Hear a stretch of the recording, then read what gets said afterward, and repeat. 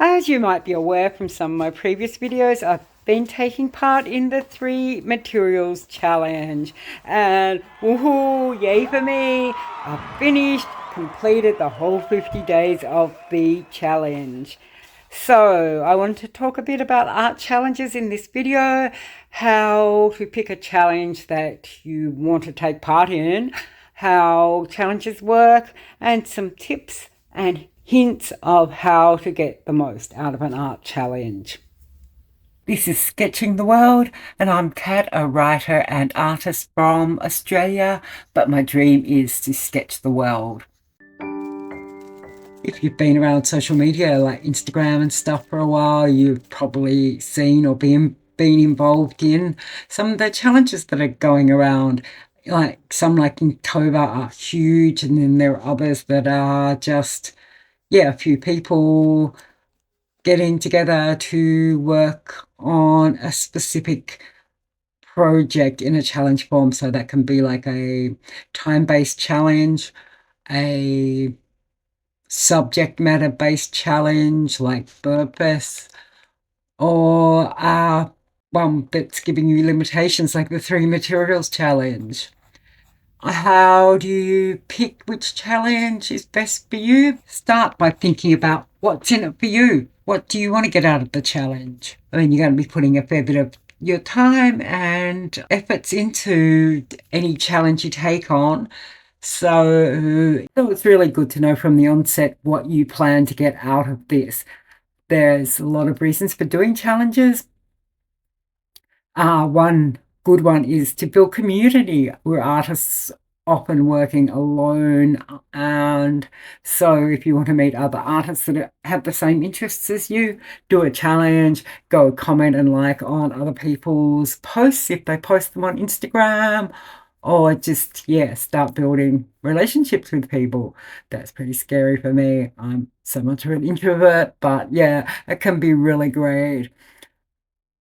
One of the other good things, one of the other things you can be thinking about getting out of a challenge is to create a body of work, whether that's to just have something, a record of what you're doing, or it could be actually to create a professional folio that you can use to get work from, art, illustration work. Oh, that's scary, but it's a good way to actually get yourself to sit down and do it.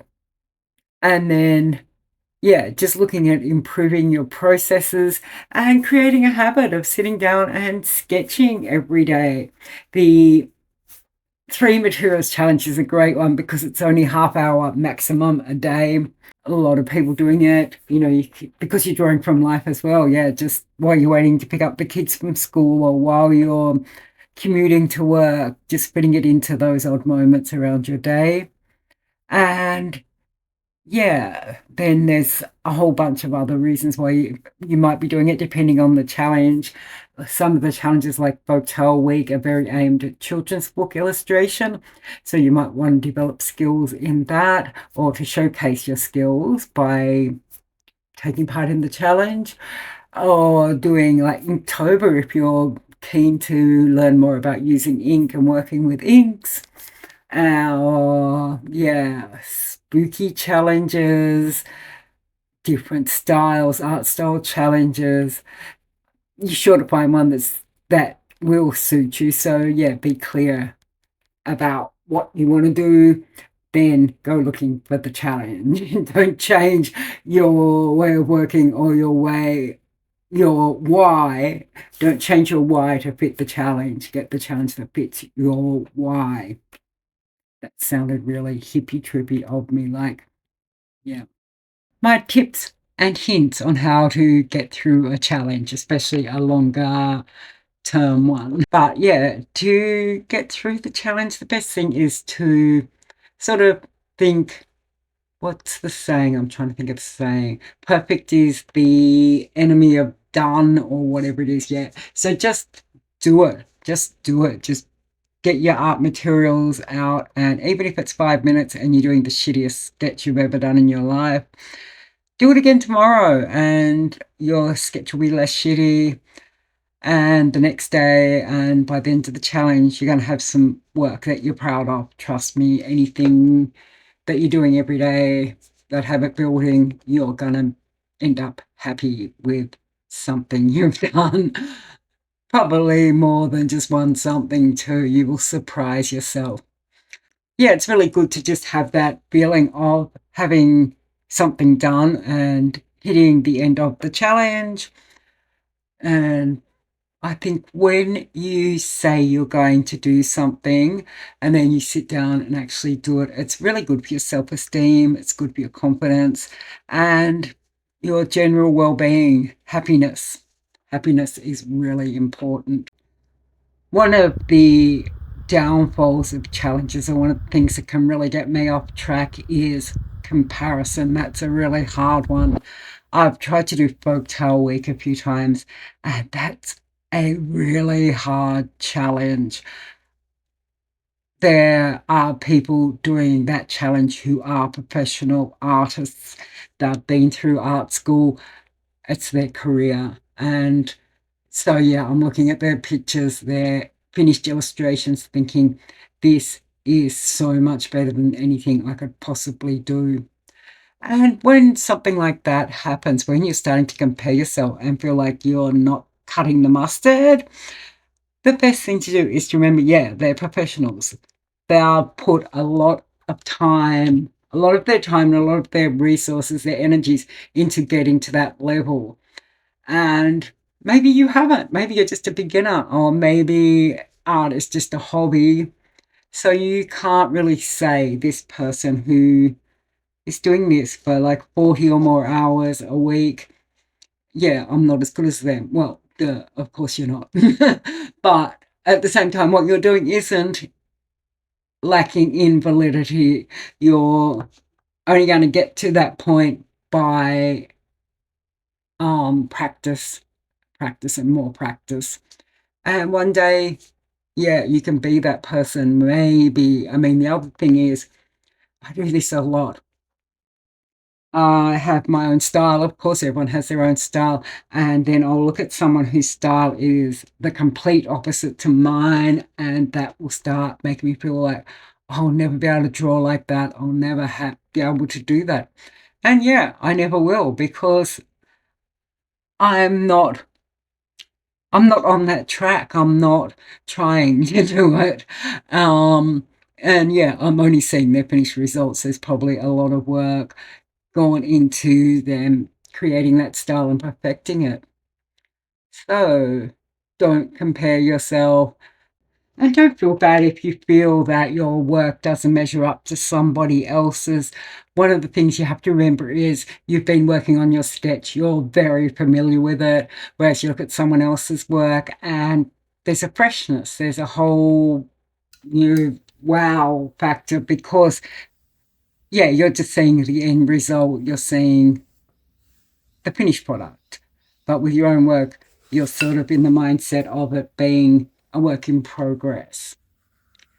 So those are the big level tips. Other than that, yeah, just go and have a nice special sketchbook for the challenge. It's always nice to have something that's separate from your other work. Work out your materials and everything beforehand. I've got a video coming up soon that will be my preparation for Inktober, so watch out for that. And yeah, just be very positive. If you miss a day, doesn't matter. You do a bad sketch, it doesn't matter. You throw your whole sketchbook in the bin at the end of it, doesn't matter, because having fun and progressing, developing, that's what really matters. So, what did I get up to on the 3 material challenge this year? The first sketchbook I've got, I did a flip through in an earlier video, so we'll just do a really quick.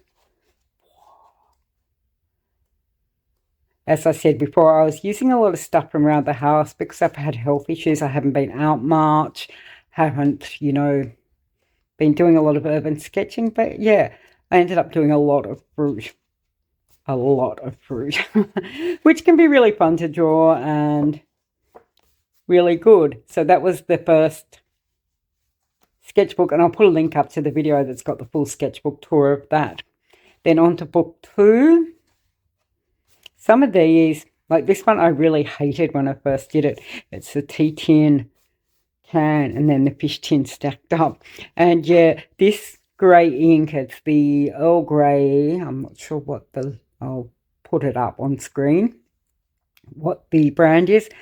And I thought it was waterproof, and it wasn't. Then I added on this red, and luckily I had one more material left to use, and I got that a white gel pen and put that over the top. But yeah, so I hated that. It was all so blurry. You can see how the ink blurs.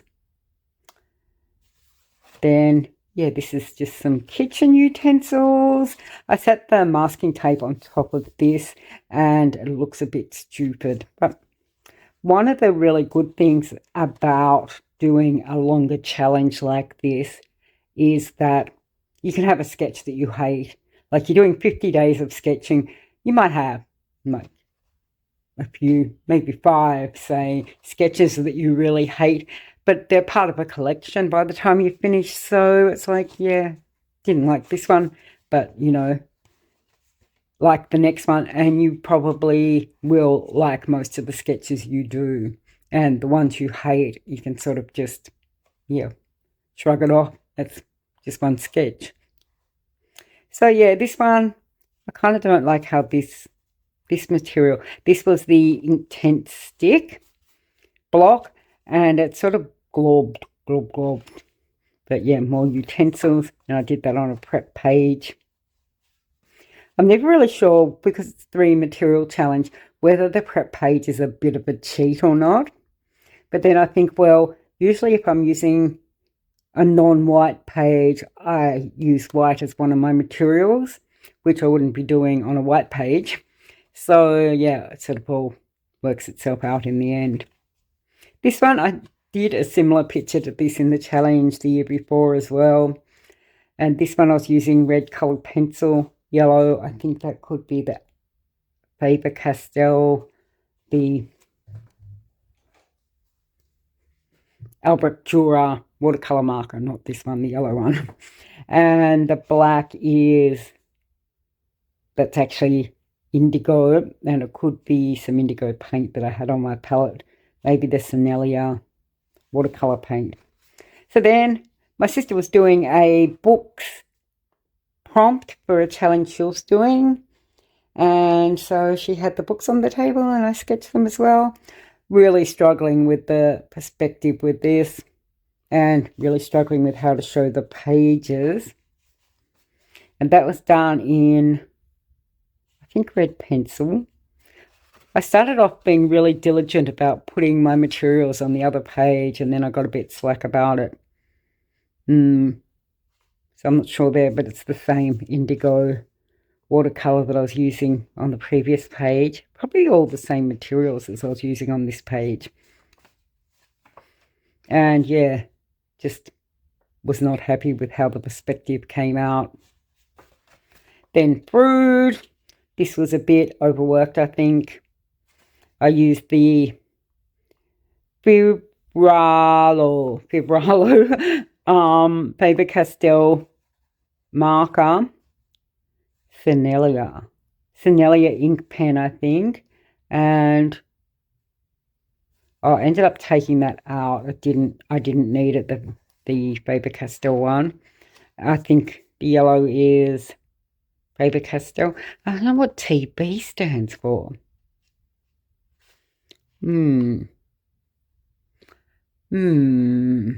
Mystery. But yeah, just some fruit. I wish I'd left some more white in that.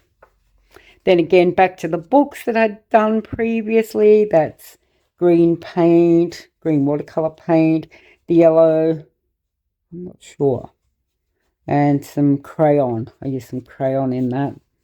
Still not happy with the perspective of the books. This one was a prep page in the red. I think it was in the red. And then I went over, no, it was the green. The background is the green. And then I used parallel pen with navy ink. and white. I scratched into the white crayon there, so that was really fun, really different technique for me. And yeah, kind of like how I did this. I think one of the great things about doing a longer challenge, like a 50-day challenge, is that you start getting bored. Like you start off just doing your standard techniques, like, oh yeah, I'm going to use some markers, I'm going to use some colour pencil, and you might be getting some nice sketches just using those materials that you're really familiar with.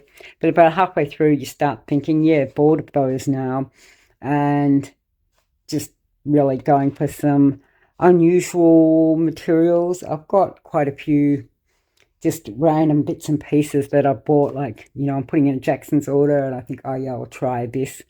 And then it gets dumped on my art trolley.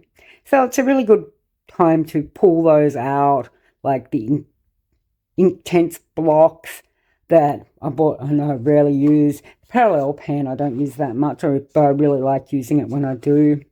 And so things like that, yeah, you just start really experimenting with the things that you normally just have collecting dust and putting different materials together that you wouldn't normally. So this was a little collection of chocolates that I got from the Asian market, and I used the Pitt pen with the Fude nib, pale aqua, which is some kind of paint, could be acrylic gouache paint, and Pantone marker in the red. I'd already prepped the yellow background on that, so yeah, and then I went over it with the aqua because I wanted to make the yellow of the box stand out more. This one, I used Art Graph pencil. I think that could be the pencil that I got in my art haul, but I'm not 100% sure. No, it's a water-soluble, like graphite pencil.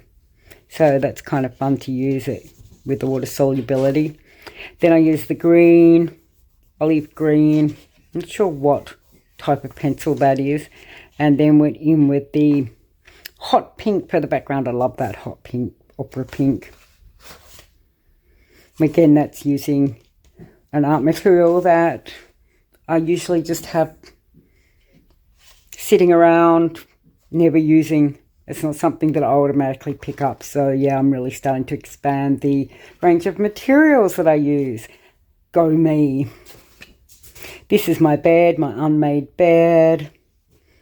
This was so hard to do. I was going to do a double page spread of this, and then I started doing the stripes on my quilt cover, and I thought this is going to take hours if I do the whole thing, and I had an appointment, so I had to just, yeah, single page I think is better.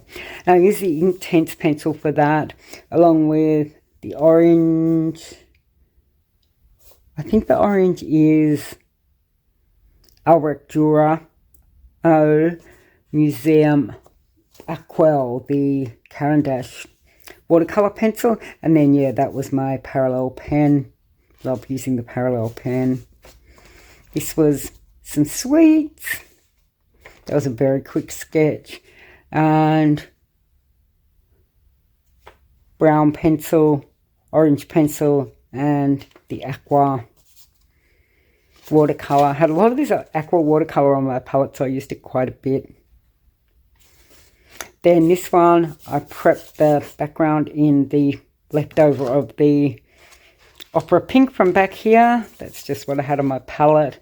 And then, yeah, the Chinese cabbage, which is mainly in green watercolor, I think, with a bit of the indigo still left over on my palette from before. And yeah, that was it. I scratched into it to get a lot of the markings. Then again, my unmade bed, the blue ink pen, yeah, red Intense, and the green. I think that could be the olivine Intense pencil. I I find sometimes when I use water-soluble things, I don't like the blurring I get once I add water. Like here. Here. Then, yeah, this was one. I've done a few pictures of these condiments or variations of it. Condiments are so much fun. Condiment bottles. And, yeah, again, indigo, yellow, I think is also watercolour. And, yeah, then the red. The red is marker pen. Marker pen. Then this is when I got my Shinhan paint, so I painted them with themselves. It's mainly, yeah, the indigo Shinhan. I used a bit of the tiny little bit, I think, of the orange that I got in those as well. Tiny bit of this, but not a lot because it's like fluoro coloured. And yeah, dark indigo pencil on that as well. Then, oh, this is when I was away, my previous video, and I was sitting having breakfast. So I did a quick sketch. Olivine Intense, blue ink marker pen, and dark sap green pencil. I'm trying to do something a bit different here, so I went in with the ink pen and a couple of pencils just to see how I could get that, and doing different angles of my camera with the fluffy microphone. Then this, I did this sketch first and I wasn't happy with it, so then I did this one. I'm still not sure which one I like best, but I started off, this is the yellow ink that I bought in my ink haul video. If you've seen that, yeah, that's that yellow ink. Then I used green. Not sure what the green is. And with this one I used a very pale, like a lime green pencil. And with this one I used the dark indigo pencil to get the string bag. I kind of really like how the string bag sort of brings all the shape together. Then more opera pink, more lemons. This, I was using the Sennelier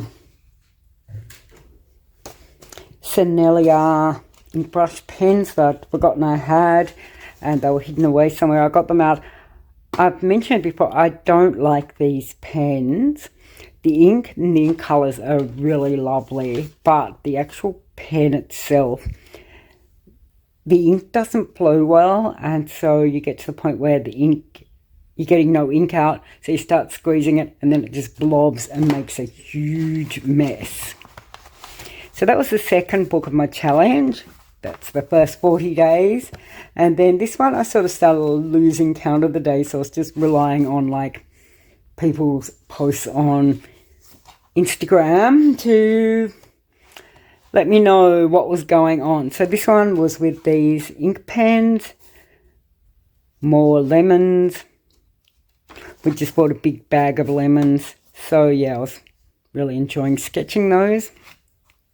This one was so tempted to add another material to this because I felt it needed white added to, yeah, get some highlights around here and go back into this and get some more definition. But yeah, this is all with the Sennelier pens, the yellow, the green and the red. I'm never really sure when I'm doing stuff like this with the only having three materials whether it's better to go for the primaries like the yellow and blue, and yeah, or to go for the green. I mean, once you've got the blue you can put a lot more shadow and do that kind of thing and mix the colours, but sometimes you're not mixing the shade of green that you really want or the shade of whatever. So this one was again using the Sennelier ink brush pen. I was really getting into using those and putting a bit of white crayon over the top. I want to get the condensation on this. I'm not sure if it really looks like condensation, but yeah, nice texture anyway. And this was just paint and spray bottles that are on my table.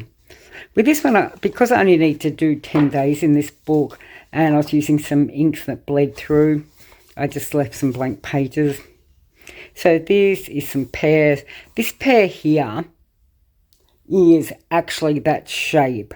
I've been complaining because it's such a misshapen pear. It looks like I've drawn it wrong, but it does look like that. So this one, I was just experimenting, and I've got gouache sticks. So I used the green gouache stick, and I used ink in with it, which I wasn't sure how it would work, whether the gouache stick would repel the ink or whether they'd get along happily. They do seem to do a bit of both. Like, there's a few places where it's repelled the ink, other places where it's mixed together and blended quite nicely. I'm never really sure with the gouache sticks how they're going to work in any situation. And then, yeah, I just used a fine liner, yellow fine liner, to do the box that they were sitting in. Next up. Oh, yeah. These are some things that are sitting on my shelf. I've got these blocks, stamp blocks that I got when I was in London. And they're sitting on a little wooden thing. And then this is a tea box. So for this I used, this is an ink that I've got. I'll put the name of the ink on the bottom down there. And the Caran touch liner in red, that was really nice to use. And then, what else did I use in this? Oh, I was using the water-soluble graphite block, which was probably a mistake. I could have left that out. But it was nice to sort of knock back the red, knock back some of these colours and give a greyish version of them. Then another skip page. And again, the same ink block, same tea. This time I was using the same ink, that blue ink, but I was using my nib pen, which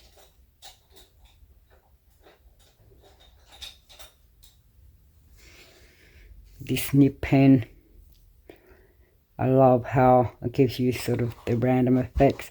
And then I also used the yellow ink that I got in my recent Jackson's haul, and the red is Sennelier red, which is quite good. I like how I've done this dry brushing here, the effect of that's worked really well.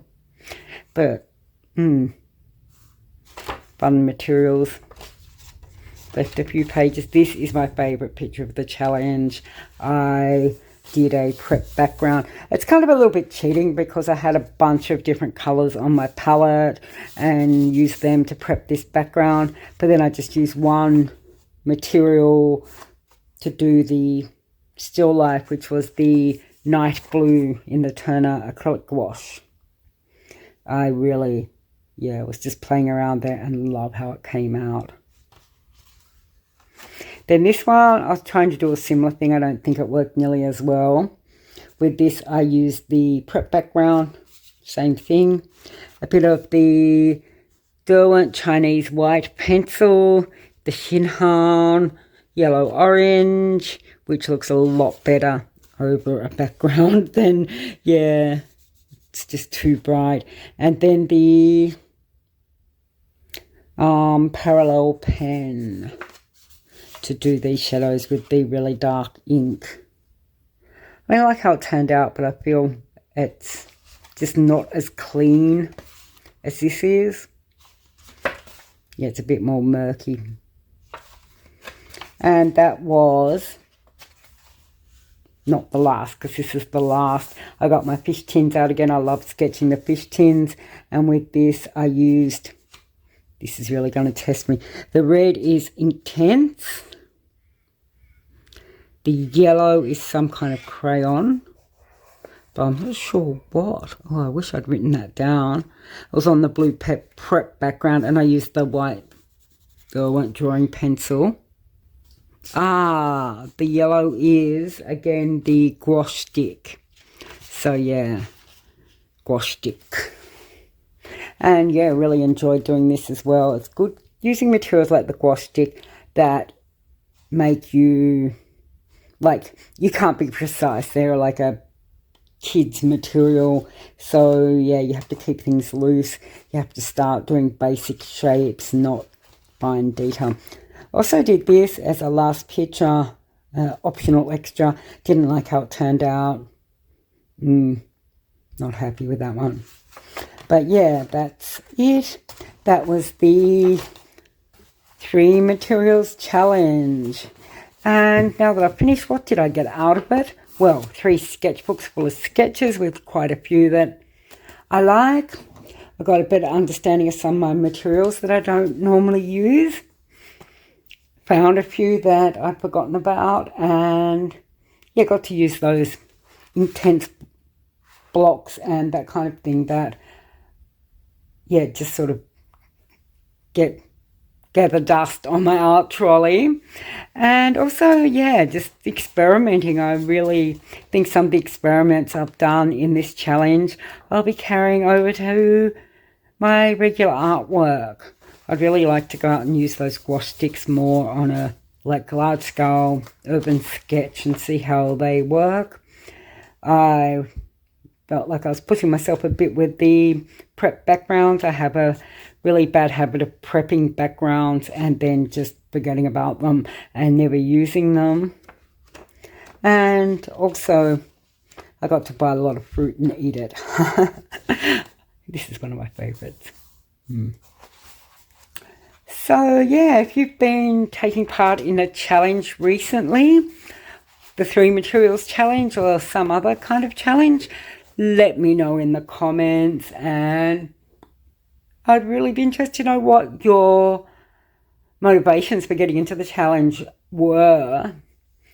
And now's a good chance to also talk about my next challenge I'm taking part in, which will be Inktober. So I have a video coming up. I might do a Inktober prep video because I've got so many inks.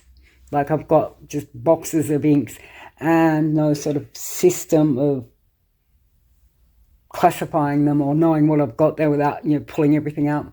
So maybe start off doing a prep and swatching of all my inks.